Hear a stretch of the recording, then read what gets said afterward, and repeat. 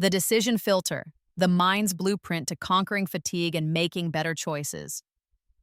Have you ever ended a long day feeling mentally drained, not from doing hard work, but from making 1,000 tiny choices? From what to wear and what to eat, to which email to answer first and what color to make the spreadsheet, the sheer volume of daily decisions can exhaust the very part of your brain needed for strategic thinking. This condition, known as decision fatigue, leads to two critical problems: procrastination on big, important choices and impulse control failure on small, meaningless ones. In this episode of The Mind's Blueprint, we delve into the core psychology of mental overwhelm and reveal the blueprint to building your decision filter, a powerful mechanism that automates the trivial so you can conserve your finite mental energy for the truly meaningful. Clara was a successful small business owner who ran a rapidly growing e-commerce company. Her days were a frantic, cluttered torrent of options. She spent 30 minutes every morning agonizing over her outfit and breakfast. She struggled for an hour to choose the perfect font for a new ad campaign.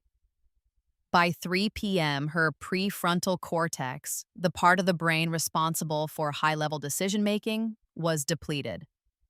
Mentally drained, she would ignore the big strategic choice, like whether to hire a new logistics manager, and instead default to easy, impulsive choices: buying expensive, unnecessary software on a whim, indulging in high-calorie snacks, or scrolling mindlessly through social media instead of making a single, focused choice about her company's future.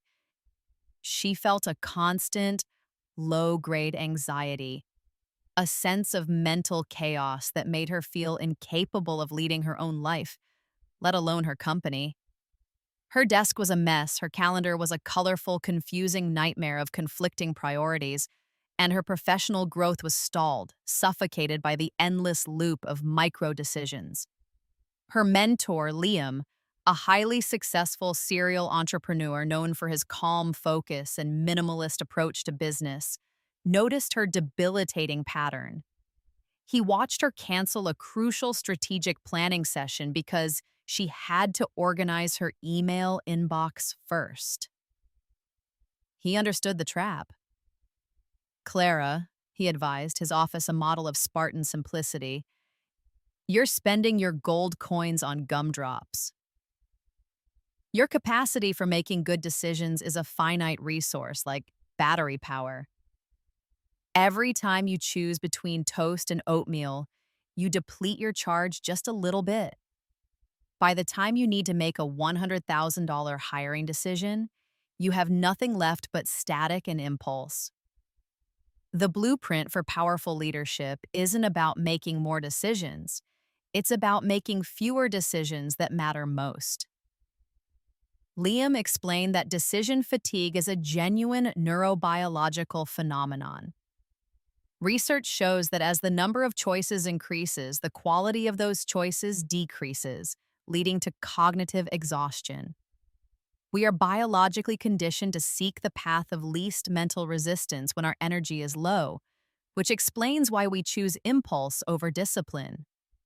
He introduced her to the concept of the decision filter, the practice of consciously engineering your environment and schedule to remove unnecessary choice and create high-leverage mental defaults. This filter automatically handles the small stuff, freeing up your mental bandwidth for the strategic heavy lifting. He gave her a 3-step blueprint for building a mind that is clear, focused, and decisive. If you've ever felt overwhelmed by the sheer number of things you have to decide every day, hit that subscribe button to join our community and discover more blueprints for your mind. Liam's blueprint was designed to conserve Clara's mental battery by creating systems of automation. Practice the Uniformity Default technique. The first step was to automate the low-stakes choices that occupy the first hours of the day. Liam urged her to create uniformity in her routine, deciding the night before exactly what she would eat for breakfast, the same thing every day for a week, and what she would wear, a simple rotating uniform of clothes. This technique eliminated dozens of tiny choices before her workday even began, ensuring she arrived at her desk with a full charge. Use the batching and blocking technique. She was instructed to stop letting notifications and emails trickle in, forcing her to constantly choose what to respond to. Instead, she had to batch similar tasks, answer all emails at 11 a.m. and 4 p.m., and block specific time slots for focused work, removing the constant choice of what to do next by making the schedule the decision maker. Clara began applying the blueprint, and the results were immediate and profound, though initially disconcerting. The uniformity default felt strange. Eating the same breakfast and wearing the same colors initially felt limiting, but she quickly noticed the silent mental space it created.